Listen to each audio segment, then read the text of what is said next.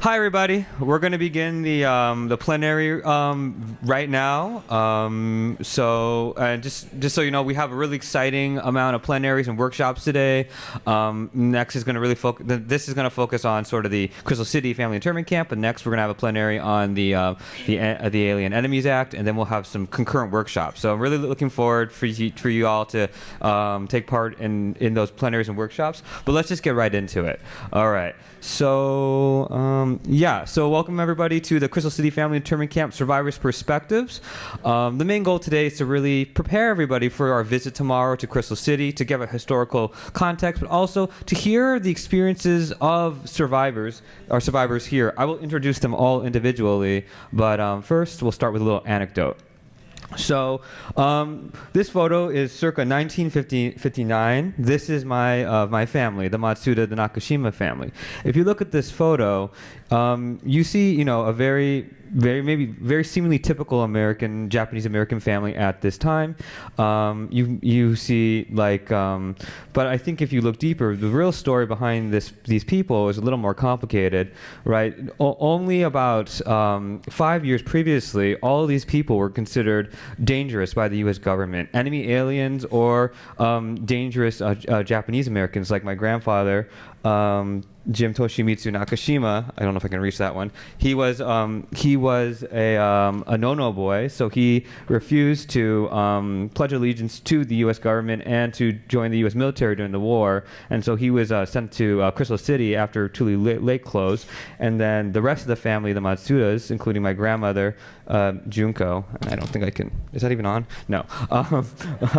But they were enemy aliens, and so from Peru, taken from their home in Peru and considered enemies of the United States, even though some, like my great uncle Hide was a baby born in the camps, still considered dangerous. And so but at this point they are living in Seabrook, New Jersey. They used to own a vineyard and wine factory in Peru, but now they were working in agriculture. They were the ones sorting out the beans and the ones washing the vegetables.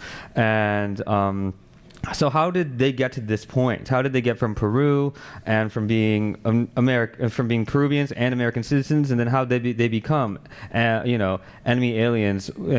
And right now they could be forcibly deported to Japan at any moment. They are not safe at this time, so they are all waiting to see if the U.S. government will send them to war-torn Japan. How did they get here? This is sort of the idea that we're going to explore today from survivors about how did people like my family or like our panelist families, how did they get to the point after the war? So we have some really great panelists today, and I'll just give a short introduction to everybody. Well, we have Trudy Werner, who is a German survivor born in New York to two German immigrant parents.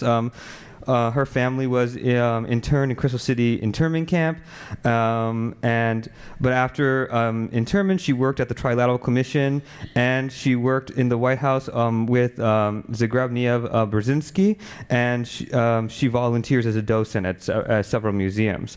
We also have Kaz Naganuma, who Japanese Latin American survivor from families from Callao, Peru, the youngest in the Naganuma family, who were there. His family was taken and interned in the Crystal City Family Internment Camp and released in 1947. Naganuma went on to create the NDD Creative Communication and Design firm. Semi-retired, he contributes to his community and remembers World War II internments with such projects as designing the Crystal City Pool Memorial that was unveiled in 2023. We also have Hiroshi Shimizu, a Japanese-American survivor forcibly transported from Tule Lake to Crystal City. Born in Topaz, Utah Relocation Center, he and his parents spent 2 years in Tule Lake, where they renounced their U.S. citizenship, and they were refused to return to their homes, and thus were sent to Crystal City Family Internment Camp. Shimizu has taken leadership positions in the Tule Lake Planning Committee, Pilgrimage Planning Committee, and is the co-chair for the Crystal City Pilgrimage Committee. Lastly, we have Elsa Higashide Kudo. Elsa was born in Peru and is a survivor and has been working on sharing this story for most of her life. She's testified at the hearings before the commissions on wartime relocation and internment of civilians in 1981 that eventually led to redress for many Japanese Americans, but not for Japanese Latin Americans. And served as board members on the Civil Liberties Fund in 1996, and has worked to keep the legacy of her father, Seiichi Higashide, alive by publishing the English translation of his memoir, Adios to Tears.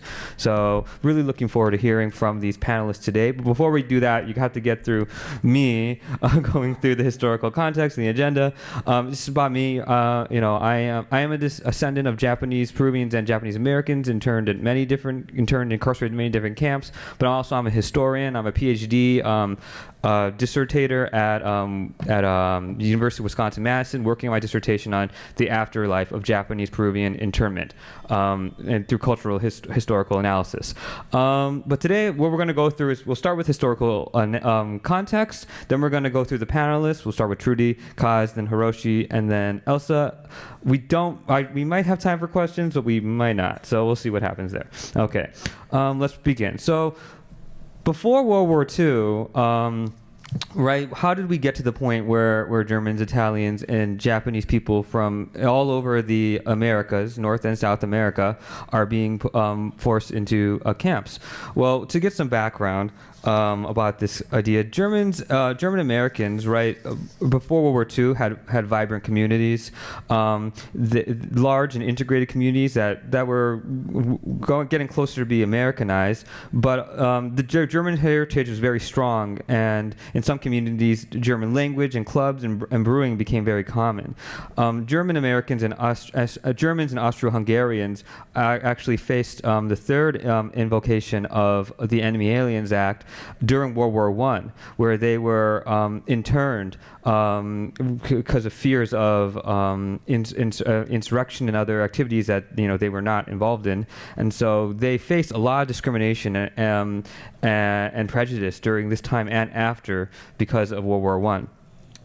But even after World War I, Germans still immigrated to the United States right before World War II. Another group is Japanese Americans. Japanese Americans have, during this period, we're both facing a lot of growth in agriculture and other economic sort of enterprises, but also they face a lot of discrimination.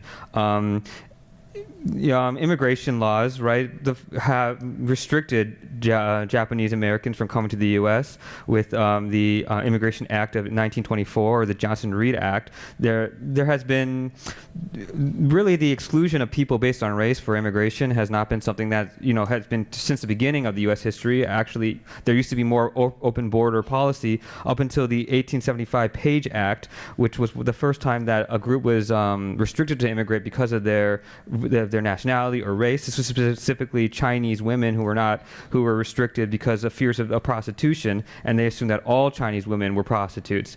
And this began more exclusions on race and gender and other things with the 1882 Chinese Exclusion Act. But in 1924, anyone from Asia, so the Asiatic Barred Zone made no Asians could come to the United States. But there already were Asians, and there were many laws that made to suppress their growth, like the alien land laws that made it impossible for Japanese immigrants to own any land. And even though they tried to get their children who were born in the U.S. the land, laws were made that made it impossible for the children to get land. So before this time period, the Japanese Americans were facing a lot of systemic discrimination. And in Peru and in Latin America in general, Germans, Italians, and Japanese immigrated to countries all over Latin America, especially after the U.S. barred immigration for Asians to the U.S. and to Canada. But also they faced a lot of discrimination as well, even though they made communities and supported the nations they immigrated to. At the same time, they were discriminated, like in the May 1940 anti-Japanese race riots that destroyed many of the Japanese-owned businesses and created fear and anger, unjust anger towards the Japanese Peruvians who were blamed for economic issues in the country.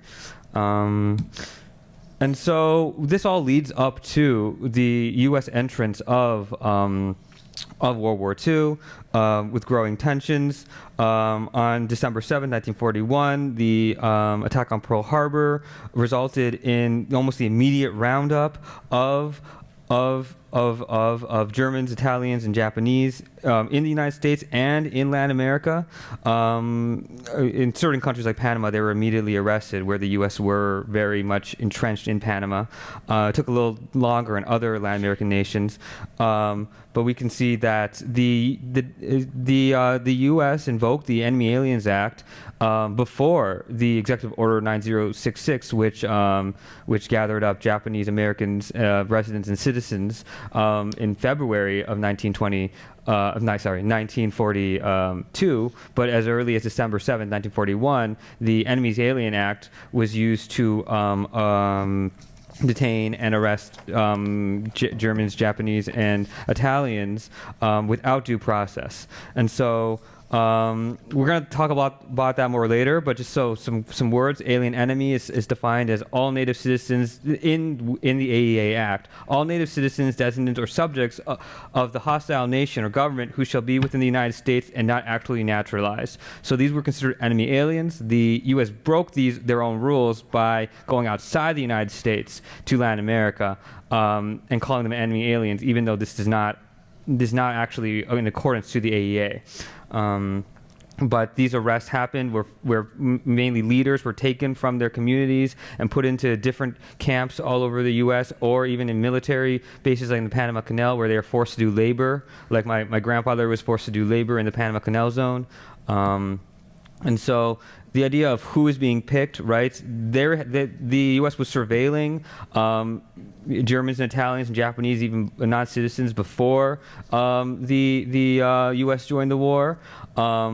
And so the FBI was conducting investigations in the United States and in Latin America to arrest these people. And so they were able to take community leaders and teachers and business owners and take them away from their families.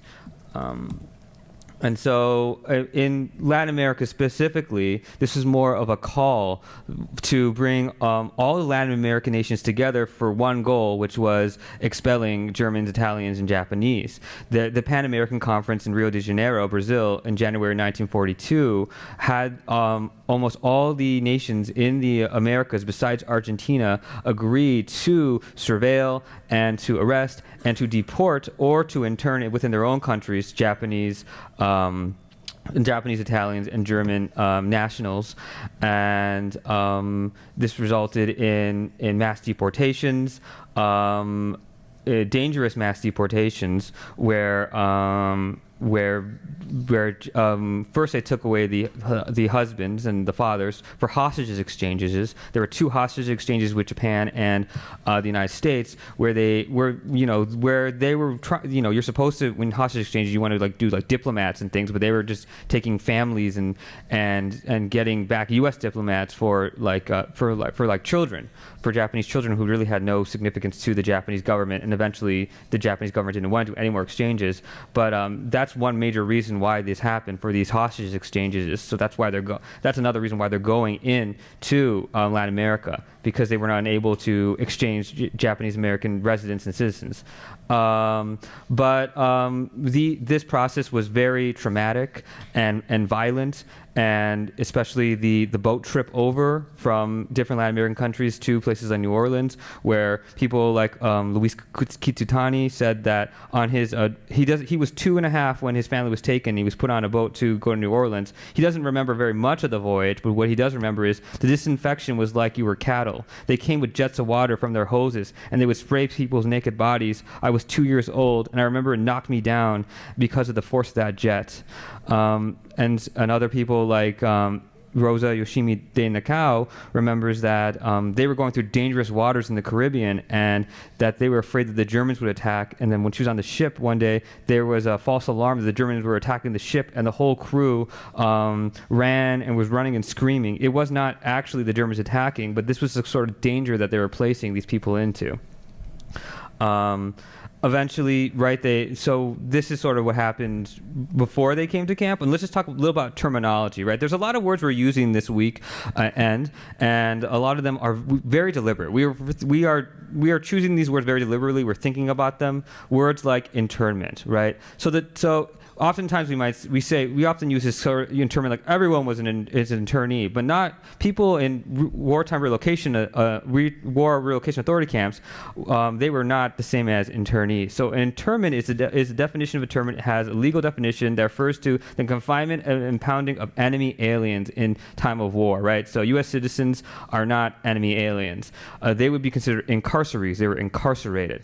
Internee is someone confined as an enemy alien. So an enemy alien, as we described before, right? As all citizens or subjects or hostile nations that within the United States and not actually naturalized. And so another term is ethnic cleansing, right? So these words come up, ethnic cleansing, genocide. In this case, for the Japanese, Latin Americans, and Germans, this was an attempted ethnic cleansing and successful in some countries. The mass expulsion or killing, in this case it was mass expulsion, members of one ethnic group or religious group in an area. So like in Panama, they got rid of all their Japanese Panamanians. That is an ethnic cleansing program. It's not genocide, which is the intention of destroying and eliminating that population.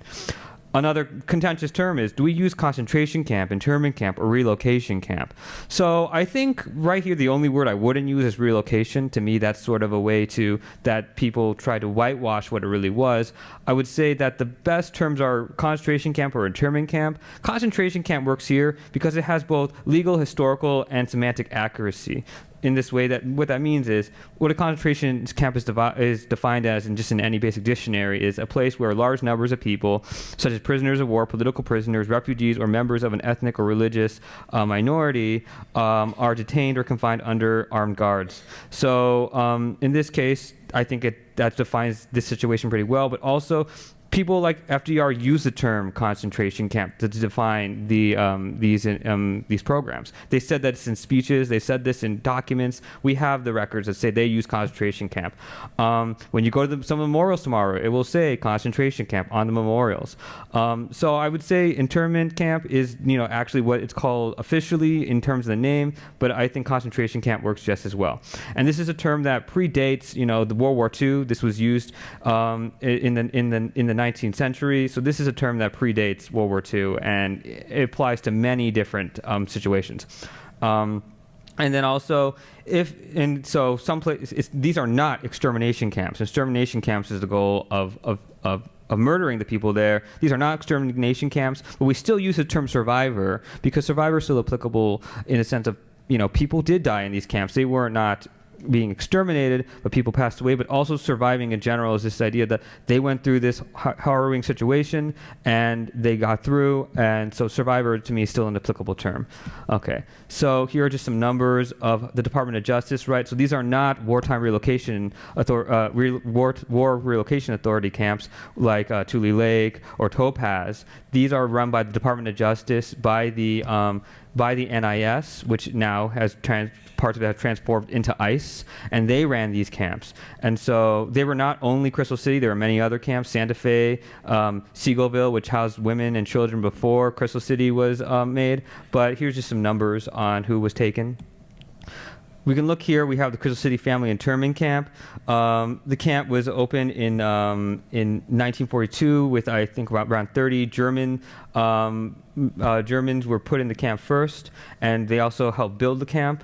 It was built in Crystal City, Texas, which we will visit tomorrow, which at the time was known for spinach cultivation and such. And so the camp, was built in very unwelcoming environments. There were dangerous animals like rattlesnakes and black widow spiders that actually did hurt people, and there were many stories of people having to go to the hospital.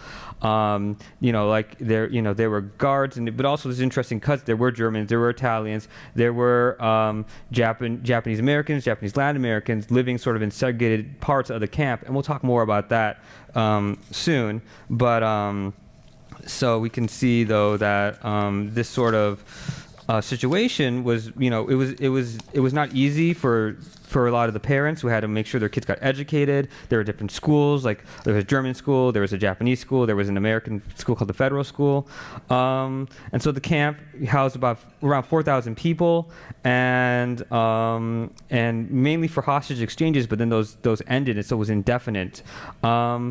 Just looking at some parts of the camp, some things that we might want to see. Okay, I should put my glasses on. Okay. So tomorrow when we go to the camp, we can just see this is a map made by Saad Ichikawa, a hand-drawn map during the time. We can see the different sort of what the camp looked like back then. Right now, a lot of the Crystal City like education, high school stuff is around here, but this is what it looked like back when the camp was around. So we can see the entrance over here. There's the camp pool.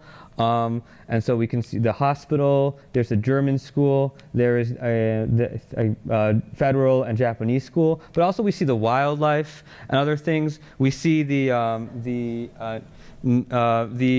picnic area, which means this was the only time that they were ever allowed out, where they were guarded and allowed to go have picnics by this river, and that was the only time they had any really freedom, which isn't really freedom.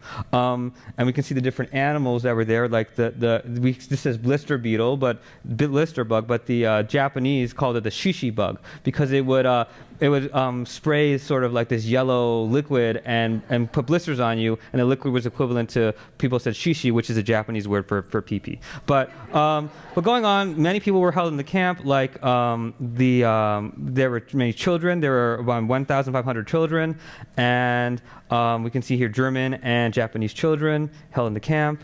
When the war is over, there was also some people were sent to Japan, but there was renunciants. These are people who were unable. They gave up their U.S. citizenship because of the mistreatment that they were treated, and so and people like Hiroshi's family, and also Nono boys like my grandfather here. But also some Germans were sent to places like Ellis Island after the camp. So it did not end. The camp did not close when the war ended. It continued. And so finally when the war ended, communities were able to pick up their shattered lives, but they lost their money, they lost their homes, they lost their dignity in many ways, but they were still able to recreate their communities. So that's just some historical context. And now we can really begin the good stuff, which is hearing from the survivors. Okay. All right. So we'll start with Trudy Werner. Yes, I think, 15 minutes? Yes? Okay. So.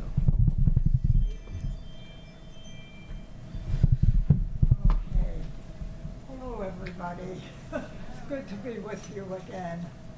I guess our story begins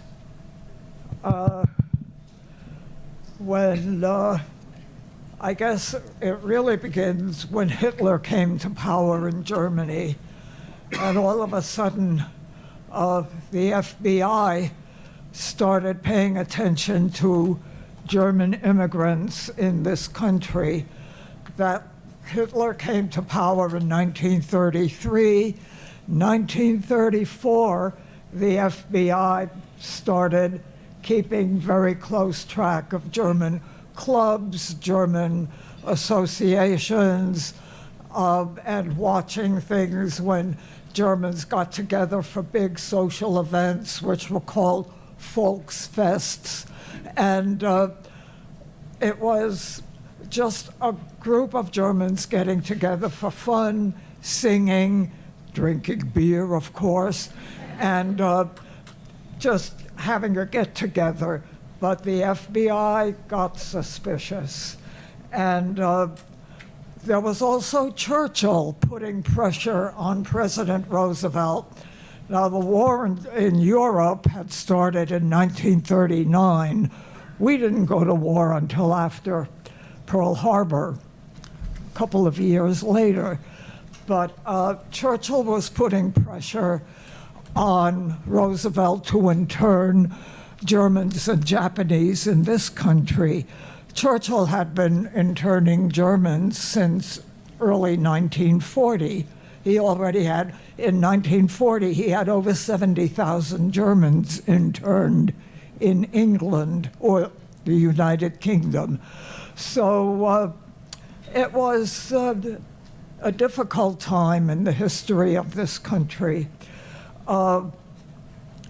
Churchill even went so far as to send a forged letter to Roosevelt telling him that there were spies and a fifth column coming north from Latin America to attack this country. I mean, he really was desperate to get Roosevelt to help him. Okay. But Roosevelt relaxed. He was not going to start doing anything. Hoover, on the other hand, the head of the FBI, once he was given, was charged with investigating into espionage and possible sabotage by Germans and Japanese. Well, he took his job very seriously, and Hoover got to work. And the FBI was keeping an eye on people. And my parents had taken trips back to Germany in 1932 and again in 1936. The FBI was keeping an eye on German travelers and on the consulate where you had to go to apply for travel. And of course, once the war started, overseas travel, or almost any travel for an immigrant here, was impossible. They had to check in with their local police station on a regular basis, and they could not travel. My father had a pretty good job with Western Electric in New York for many years, but then the FBI came and investigated and asked, well, is he a loyal worker? Is he loyal to the United States? Or is he maybe trying to cause some problems? Western Electric had thought my father was a good employee for all the 11 years he had been there after the FBI came. And of course, Western Electric was making everything for the war effort. It wasn't just consumer products anymore. My father got fired in March of 1942.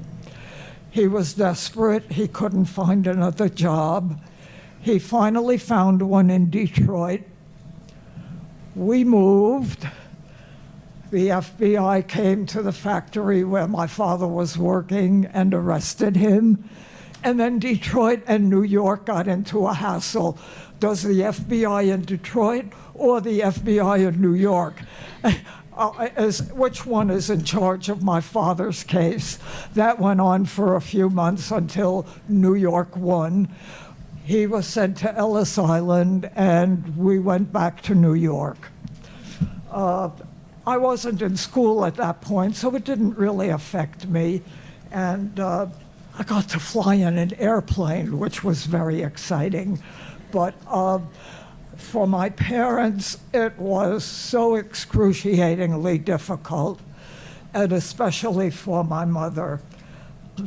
So finally, the FBI decided to send us to Crystal City in April of 1943. Until that time, my father was at Ellis Island. My mother could visit him. I could not. So then we got together back in Crystal City. And when I tell people about being interned, they say, oh, that must have been terrible. And I think they're shocked when I say, that was probably, being in Crystal City was probably the happiest time of my childhood. I was living in a supportive community. Our parents worked very hard to make it a normal, happy time for us. We had our school activities, we had games, we gave performances, we had concerts, and as children, we had fun. Not our parents. And I found that out when I took my mother to a Smithsonian exhibit in the late 1980s. The Smithsonian always had an exhibit and an event in February. What is the date for EO 906? February 9th, February 19th, I forget which one. But anyway, it was around that time.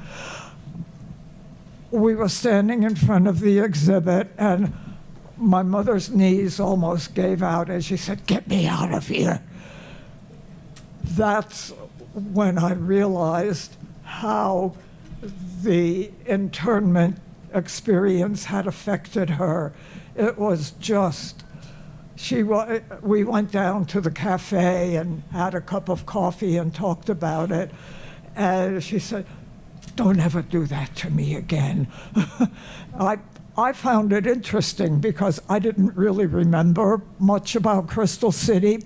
I was a toddler when we were there. And so for me, it was interesting. For her, it brought back such pain. She couldn't stand it. So anyway, whenever I tell people that it was the happiest time of my childhood, they don't believe me, but it's true. We were living in a supportive, homogeneous community. They were taking care of us kids. Our parents were suffering, but we didn't realize the extent of that until much later. But our parents worked hard to make it fun for us. When we were released into the general community, well, that's when we experienced how much the community hated Germans. I can give you a quote. It's very crude, but it's verbatim. I was talking to a neighbor, a girl. We were in grammar school. We were both about 10 years old at that point. So it was well after the war. It was in probably 1948. We had come home from school together, and her mother was on the second floor. She opened the window and yelled out, "I catch you talking to that effing Nazi kid, I'll kill the two of yous." I didn't know what was happening. I went downstairs. We were living in the basement. We superintended the apartment building. And I went downstairs and I asked my father, "What does this word mean?" And he said, "I don't want to hear you using language like that." I said, "Oh, well, I didn't know." That's what we faced from the neighborhood, from the general community. Well, my parents found a local German community church, German Lutheran church, and there was also a German club that had activities for children, a children's chorus, a German Kinderchor. So I got involved in those activities and ignored those people in the neighborhood. I got into a school. We were living in Astoria, Queens. I got into a school in Manhattan. I turned my back on them. I said, "Okay, you don't want me here? Good, I'm gone. I'm happy." And so I got my high school and college education across the East River. And that was a total change. And I mean, when that first started happening, when I was a kid, I really didn't understand it. I said, why are they behaving like that? What? But, well, it became pretty clear. And I know going to the Saturday mornings, we sometimes, kids in the neighborhood, went to a movie. It was only a dime for a double feature. And there were some of these movies where Germans were depicted as monsters. And I came home and said, "What? They're a nice I mean, the people I knew were nice, they were fun-loving, they were happy, they were normal people. And all those Germans depicted in the movies were, well, okay, there's a reason for that. Who ran Hollywood? Well, you know, and that's what, that's how the movies depicted Germans. But that part of my childhood after coming out of my happy internment came as such a shock and such a 180-degree turn. It had me confused for a while. There was no therapy or no help. So, I had to figure it out myself.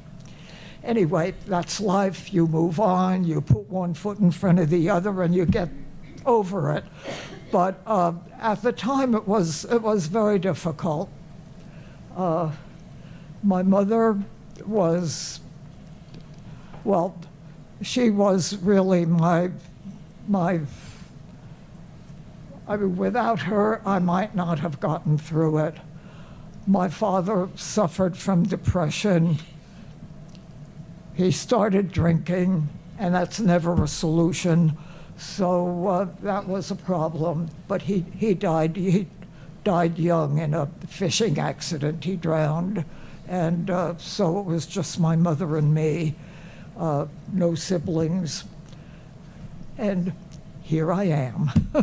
That's it.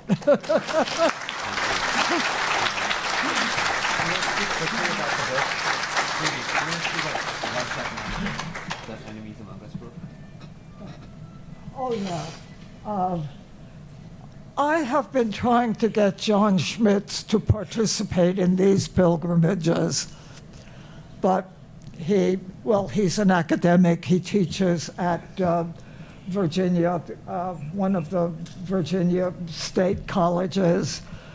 But this book is wonderful. He started researching his father's internment at Crystal City. He wrote a report in high school, then he wrote a college report, and then he finally did this as a PhD thesis. It's a very good book. He had done he did a lot of research. I've been in touch with him by email, but he doesn't respond all the time. And I've said, you've got to come to Crystal City and give us a talk. Well, will they pay my expenses and offer an honorarium? No, I think you would have to do that. So it hasn't happened. But the book is good. It's really good. Thank you, Trudy. Okay. So next we'll have Kaz Naganuma share his family's experience. And go ahead, Kaz. Just do it from here? Yeah, from here, and then you can control the PowerPoint here. Yeah.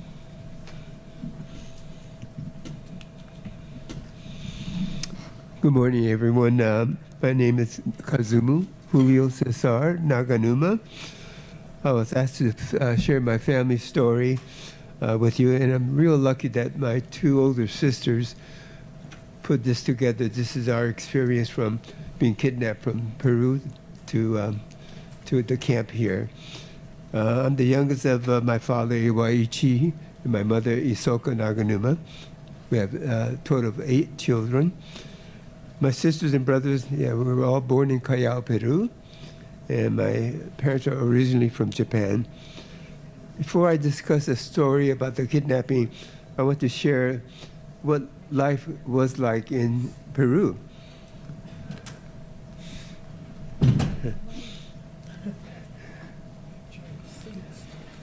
No, it's okay, thank you. Yeah, my father went to Peru in the early 1920s on a ship with hundreds of migrants to seek work. After arriving there, they quickly found out that there was not much work to start with. Not knowing what to do, my father said that many people starved. He tried various jobs, including farming. He then started a laundry business, and things got really things got going well. And in her early 20s, my mother, through an arranged marriage, went to Callao, Peru from Japan to marry my father. Yeah. And his business grew, and he opened 2 additional laundry. Oops. This is a shot of his 10th anniversary in business, and there's a dinner out with his staff. Yeah. Hard to tell here, but there's my father is at the far left corner, right here, holding their first child, my oldest sister, Shizuka, and my mother sitting right in front here. Yeah. He was quite involved with the community and helped develop the Japanese school there. Life was good for the family. Yeah. And as the family grew, more kids. I was born in July of 1942. My 2 brothers and myself are still not born yet, but you can see we had a large family here. Now I could get back to the kidnapping story. Callao is a port city very close to Lima. I'm really, again, grateful for my sisters to have documented the story of what took place. The story was cleaned and edited by my friend Becky Shibayama. Thank you, Becky. In early March of 1944, 2 men came to our father's place at business. They identified themselves as the United States FBI agent. Asked the whereabouts of our father, the FBI agents were told that we did not know where he was returning. However, they waited the entire day for him. There were rumors that Japanese Peruvian men, older boys, and their fathers were being put into jail during this period. Therefore, our father and my oldest brother, Kazumi, stayed away for fear of being arrested and separated from the family. The next day, the FBI agents returned and asked for our father again. At that time, without any explanation, he was allowed to stay and was given 3 days to get our entire family ready to be taken away. My mother told me that the agents had rifles. At that time, it was difficult to realize what we were losing. How can the FBI agents take away all of our valuable properties, our home, our father's business, practically all of our personal belongings in a matter of 3 days? Our family was taken to the port of departure in 2 separate open bed trucks. As we boarded the U.S. Transport Army, we were searched by armed guards from head to toe. Kyoko, my sister, the second oldest daughter, remembers the guard taking money that she held in her shoes. All of our personal belongings, such as money, jewelry, and food, were confiscated. Our father and Kazumi were crammed into a hole of the ship, along with approximately 200 other male Japanese Peruvians. The rest of the family, our mother, 3 sisters, 3 brothers, we were put into a 6-by-6 foot room during our entire period. Our destination was unknown. The conditions that we had to endure during the journey were unbearable. Even the air we had to breathe had a distinctive stench, and we were not allowed to bathe. My sister Kyo recalls how she begged for milk repeatedly for me. I was 20 months old. At that time, they just ignored her. She only spoke Spanish and Japanese. After about 3 weeks, when we arrived at port, we didn't know where we were. We were taken off the ship, headed towards a warehouse-like building. We were frightened, not knowing what laid ahead. At the moment, our mother thought this could be possibly the end of our family. When the woman and children entered this warehouse, we were stripped naked and sprayed with DDT. It was difficult to explain the mutilation and what we thought came from this inhuman treatment. After the DDT treatment, we put our clothes back on. Then we were joined by the men and older boys, immediately taken to board a train. At this time, we had no idea where our clothes and the personal belongings were. Our main concern was still not knowing our destination and not knowing what country we were in. All the shades in the train were drawn. We were given something to eat at this juncture. The next morning, when the shades were still drawn, we realized that we had arrived at our destination. There were Japanese people to greet us, and not knowing where we were, our first impression was that we might be possibly in Japan. The Japanese people turned out to be the drivers of the bus that took us to our final destination, which was the U.S. Department of Justice internment camp in Crystal City. It's a shot of the guard tower. We later found out that the port of entry was New Orleans, Louisiana, and that we traveled through the Panama Canal from Peru.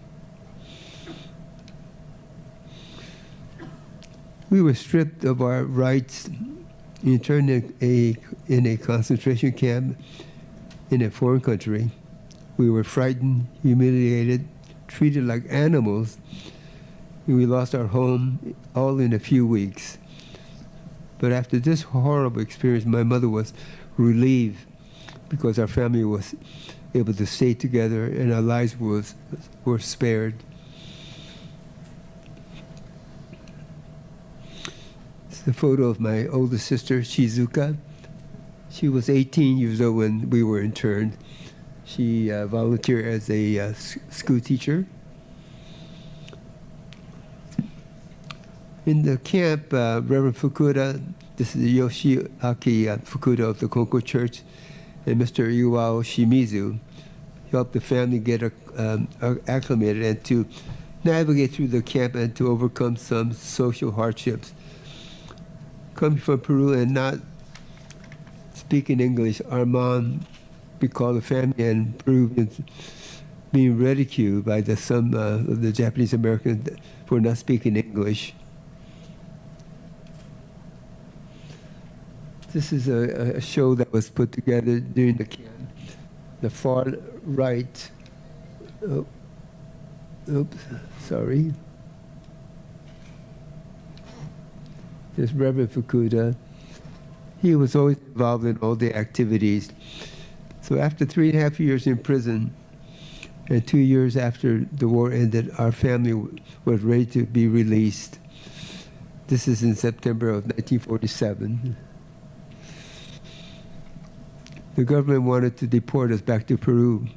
Wayne Collins, Reverend Fukuda, and attorneys filed several lawsuits in California to stop the deportation of Japanese Peruvians in an effort to prevent their removal.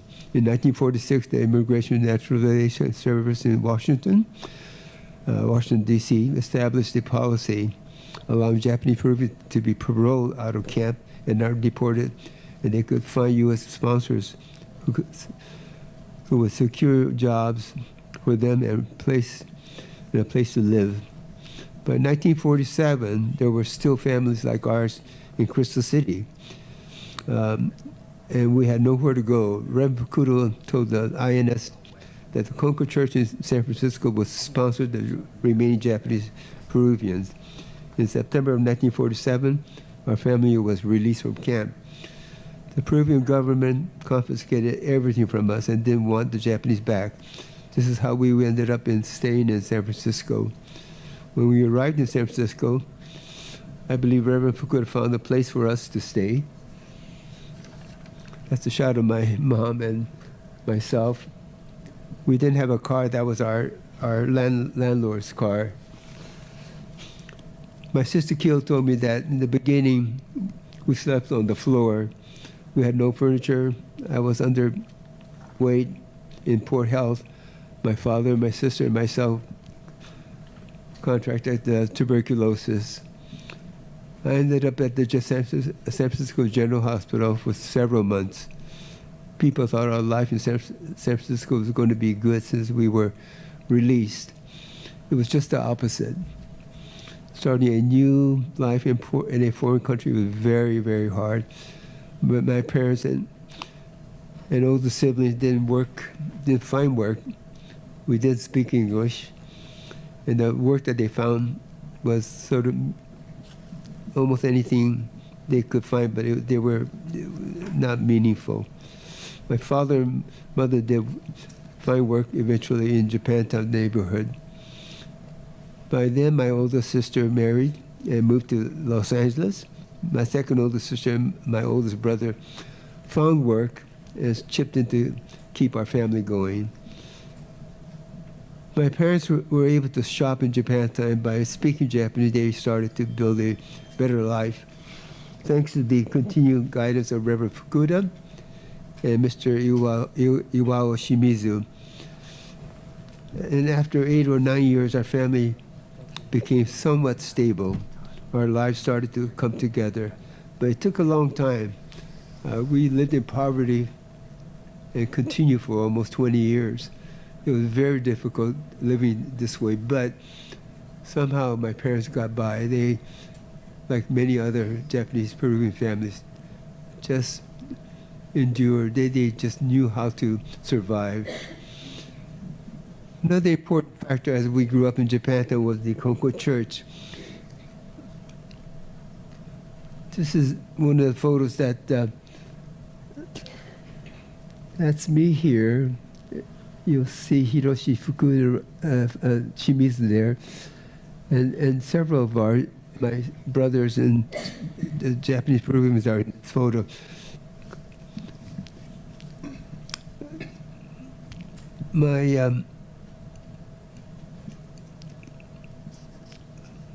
Another important factor as we grew up in Japan was that the church was like a community center. The church sponsored a Cub Scout pack. And this is a photo of my two brothers that's in the Scout. And this gave us a place to go to on weekends. And the Cub pack grew as the years went by. And we could go to the church almost any time to play in the backyard.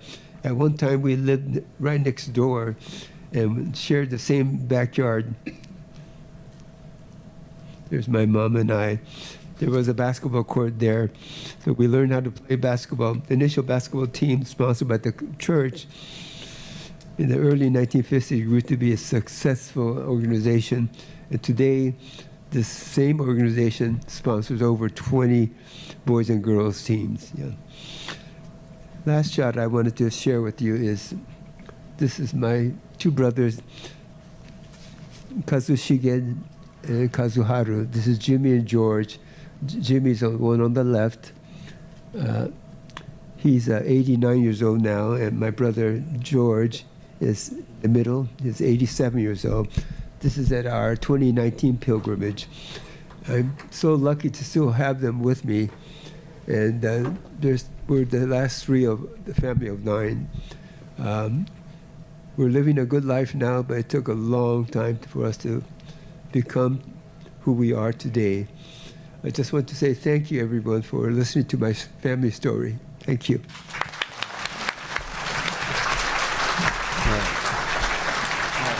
Thanks so much, Kaz. So next, Hiroshi will speak on his and his family's experience.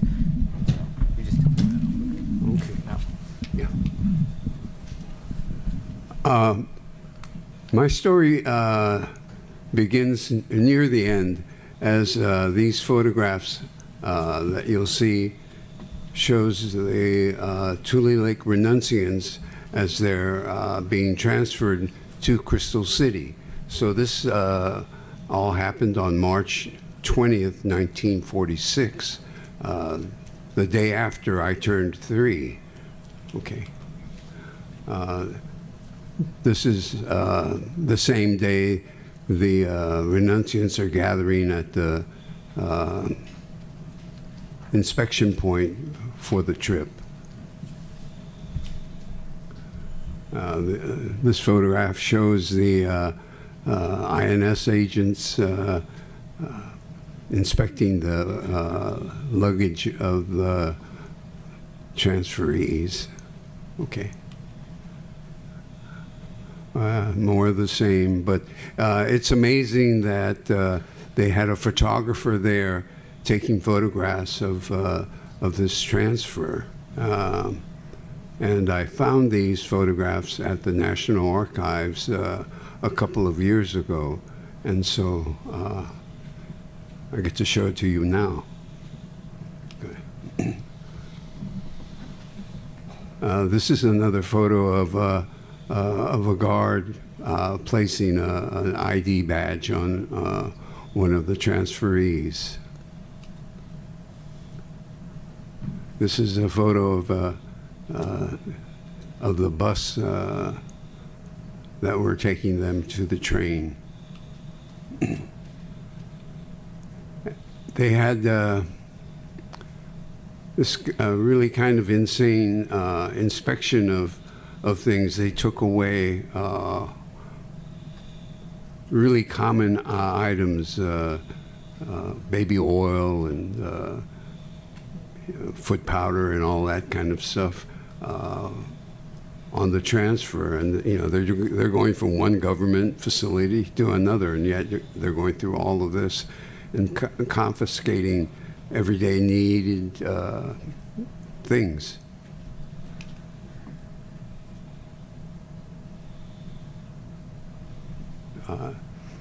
This is a strange photo. I don't know what this is doing in here, but these are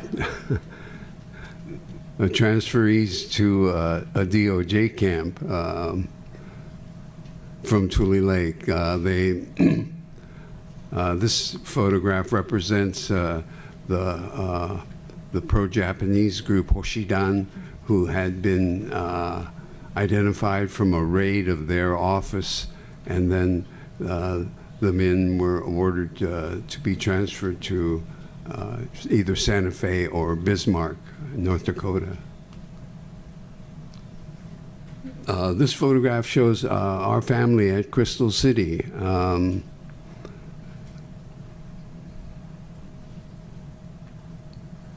The youngest baby in these photos is my sister, who was born here.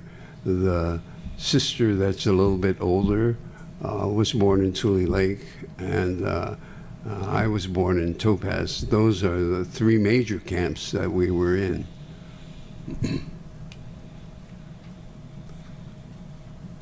These photographs are of the nursery school class that Kaznaganuma's sister was the teacher of, and I found these photographs in my father's collection of photos from Crystal City.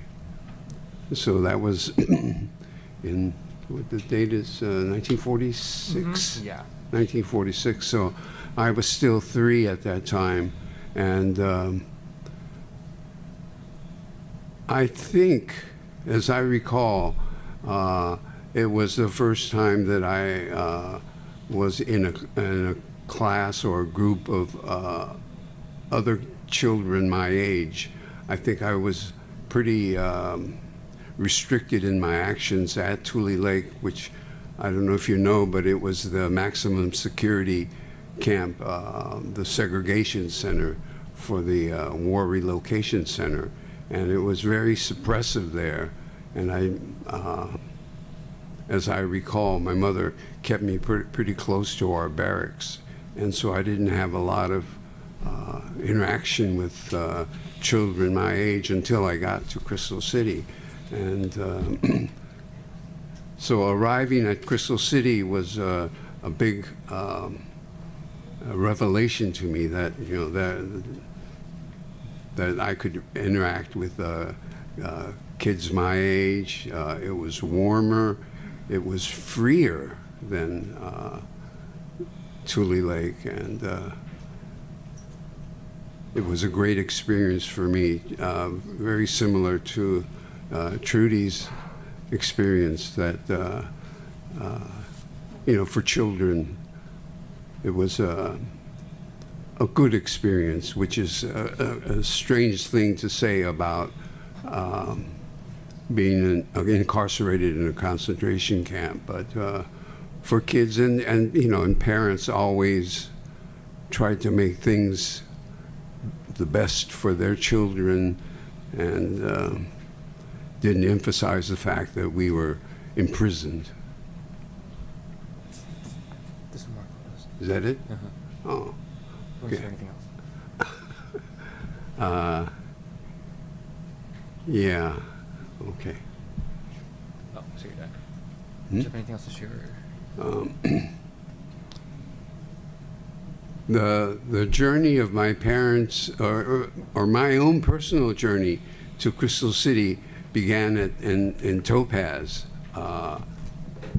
and in March of 1943, and just as I was born, my father and mother had elected to become a part of the prisoner exchange program. His father was a member of the Japanese Association Board in San Francisco, which was considered very subversive because of their close association with the consulates and the ambassador from Japan, and their support for Japanese government programs. And so my grandfather was arrested by the FBI the day after Pearl Harbor, and taken to Missoula, Montana, and then from there to Fort Bliss in Texas for I think a couple of weeks before he was transferred to Lordsburg, New Mexico, and then Santa Fe. At Santa Fe, he reunited with us and Topaz because of my father's election to repatriate. And that was based on the fact that he was on a list, a State Department list that the Japanese government issued to the U.S., stating that this is the group that they would accept for exchange, for the second exchange.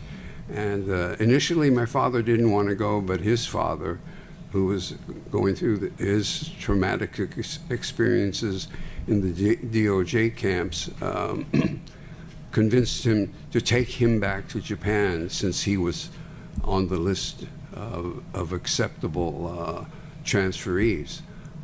So finally, when he did make that decision to become a part of that program, that was just about the time I was born. And his declaration for that program required a transfer to Aurora in Arkansas to await the transfer ship, which was leaving out of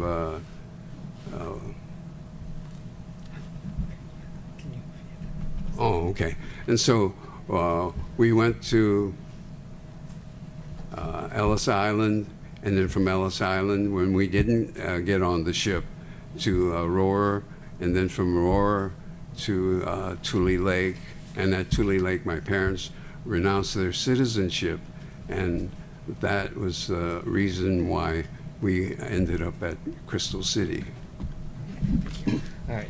Thank you. Thank you, Shimizu. So next, Elsa Higashida Kudo will be sharing her story, and I will be interviewing pretty much. Okay. Okay. Yeah.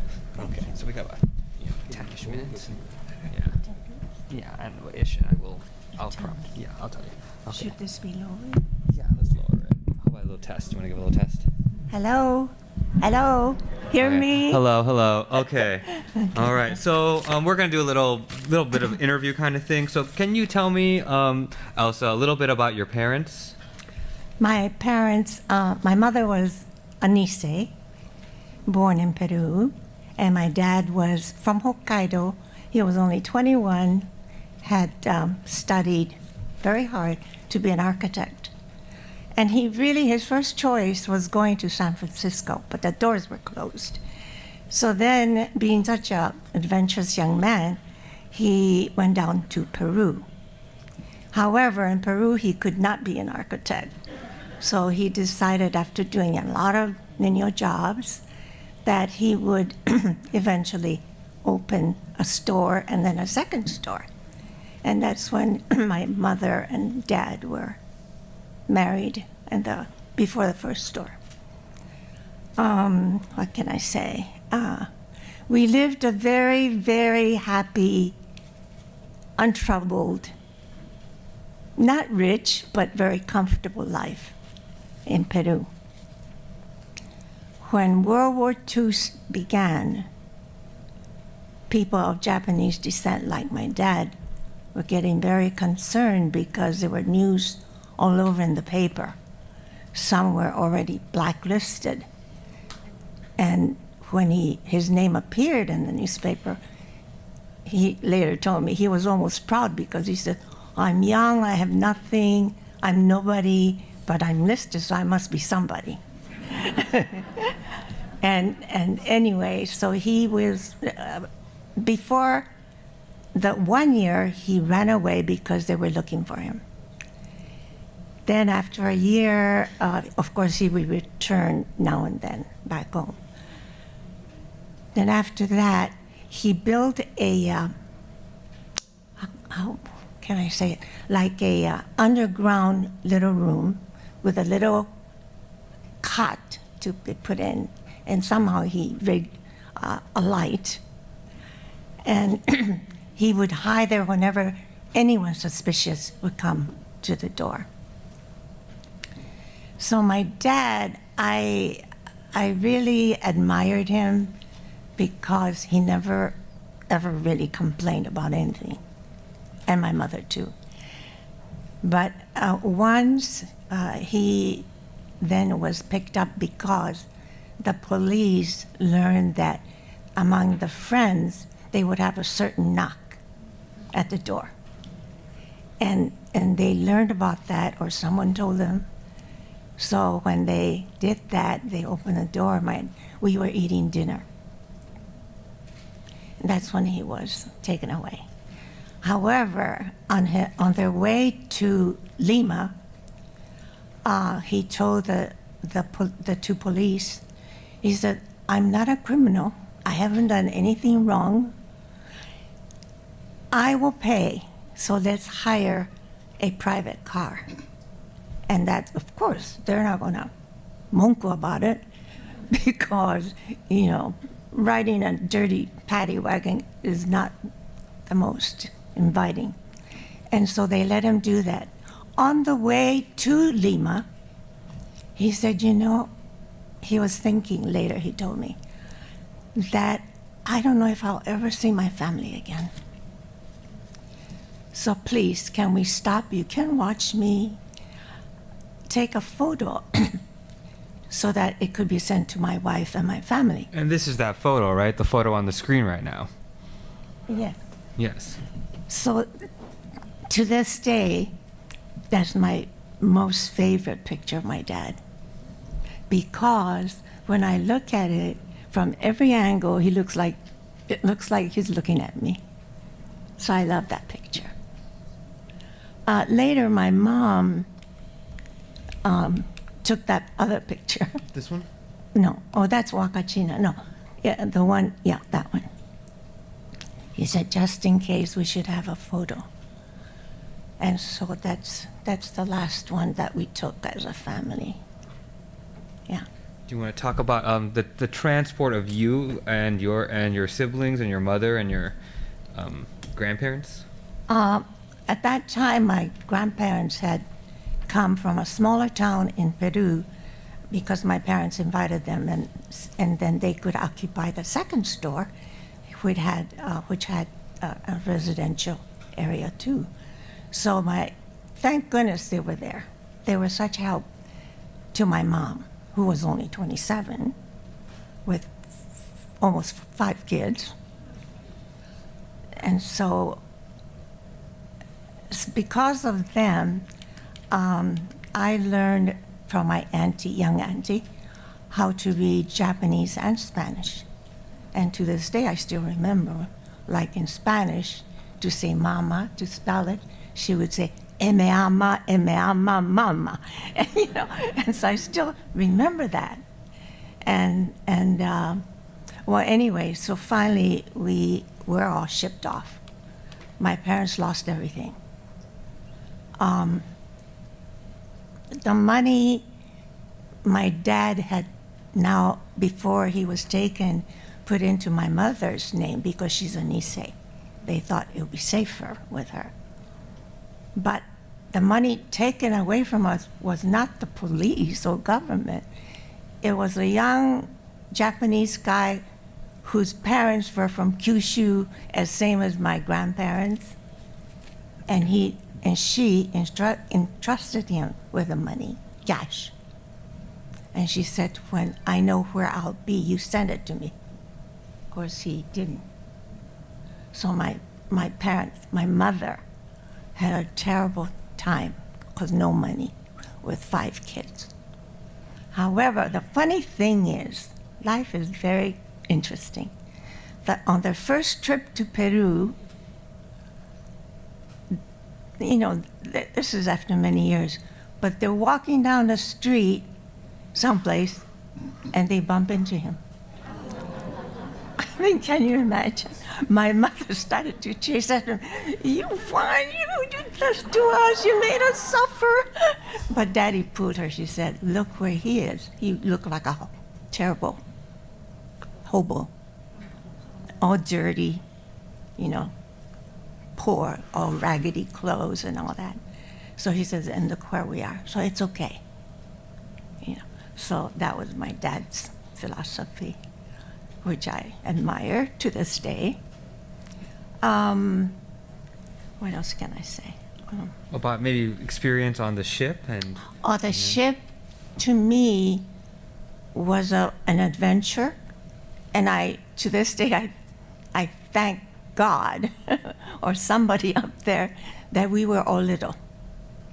We could fit into this tiny little room. Is that called berth? I don't know, on a ship. And it had a lot of pipes running all over the place. So it was very hot. But you had to close the door and the curtains, especially if you had the light on. They told us you cannot put the light on and have the curtain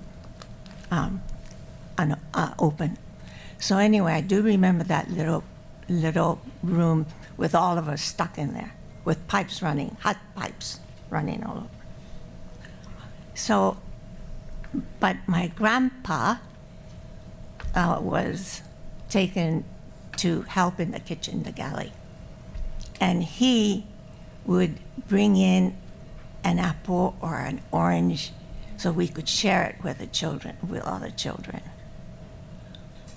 And so anyway, so that was a good part. What else? Do we want to move to camp and share some stories about camp? Camp to us, to me as a child, was a fun place. And it was secure because my dad was now there.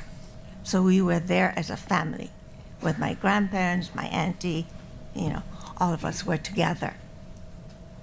I think as a small child, when your parents are together, no matter where it is, maybe even in hell, I don't know, because that was close to hell, but I think you feel okay. And so in that score, I am so thankful I was still a child, because I think teenagers and older suffered mentally, and I didn't.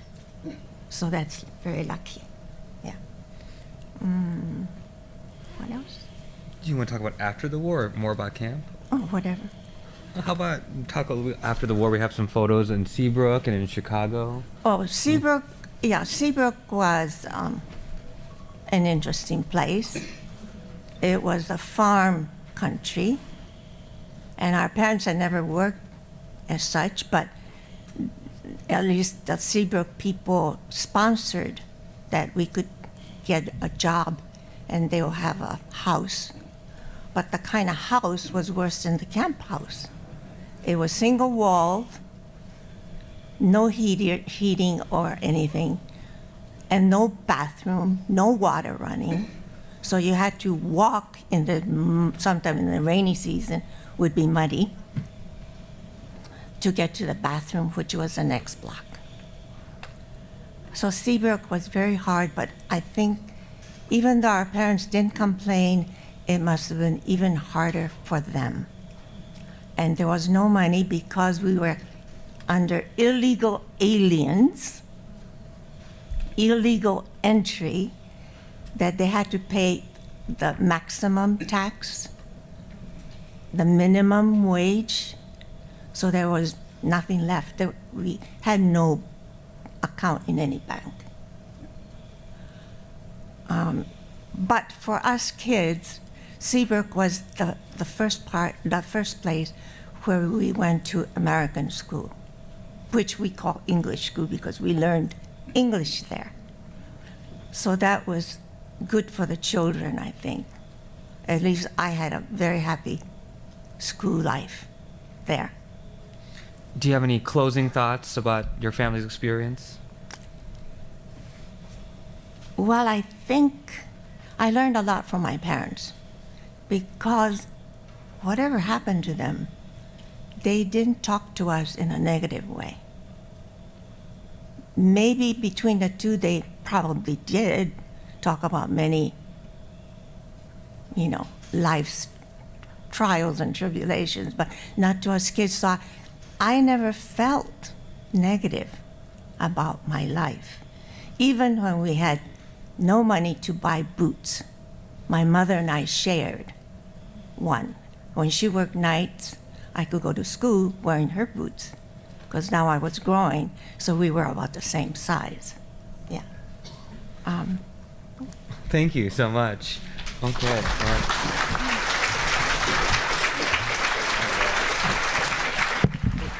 That's the end of the program. We're gonna have to skip question time. If you have questions for any of us, we'll be around the whole weekend, so feel free to talk to us and ask any questions. Here's a list of some sources that were used today. If you would like this list, please feel free to email me. Okay, and that's it. All right. Thank you very much. All right.